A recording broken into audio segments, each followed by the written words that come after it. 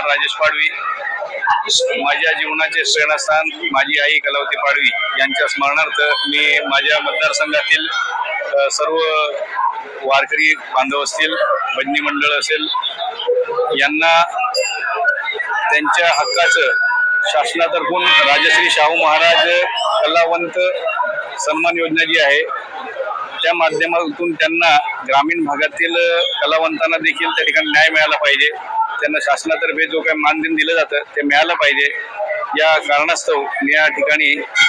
माझ्या आईच्या नावे असलेल्या माझ्या कलावती फाउंडेशन आणि आमदार राजेश पाडवी यांच्या संयुक्त उद्यमाने आम्ही या ठिकाणी दोन्ही तालुक्यांचे म्हणजे मतदारसंघातल्या सर्व भजनी मंडळ या ठिकाणी भजनी स्पर्धा आयोजित केलेली आहे। ही स्पर्धा 3 दिवस चालणार आहे। पहिले शहादा तालुका होईल, नंतर तळोदा तालुका होईल। त्या ठिकाणी आम्ही बक्षीस जाहीर केलेलं आहे आणि जे जे कलावंत या ठिकाणी येतील त्यांचे या ठिकाणी फॉर्म भरले जातील,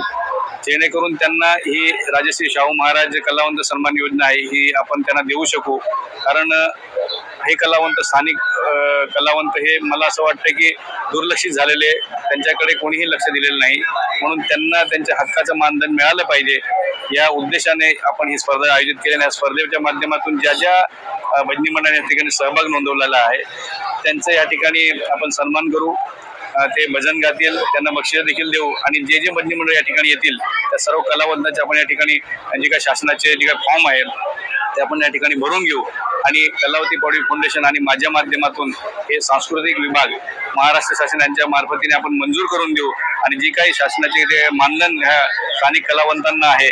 ते त्यांना मिळवून देण्यासाठी आपण प्रयत्न करणार आहे। ह्या उद्देशाने ह्या ठिकाणी आपण त्या ठिकाणी म्हणजे स्पर्धा आयोजित केलेली आहे आणि ह्याचा मागचा उद्देश असा आहे की वारकरी संप्रदाय, विठोबा माऊली ज्यांच्या या अभंग असतील, मग त्या ठिकाणी भजनी असतील, सर्वांना भजनी मंडळात देखील त्यांना वेगळं बक्षीस आणि अभंगांसाठी देखील वेगळं बक्षीस आपण या ठिकाणी जाहीर केलेलं आहे। कारण शहरी भागातले जे काही भजनी मंडळ ते अभंग गातील आणि ग्रामीण भागातले ते एकतारी भजन गातील, म्हणून त्याच्यामध्ये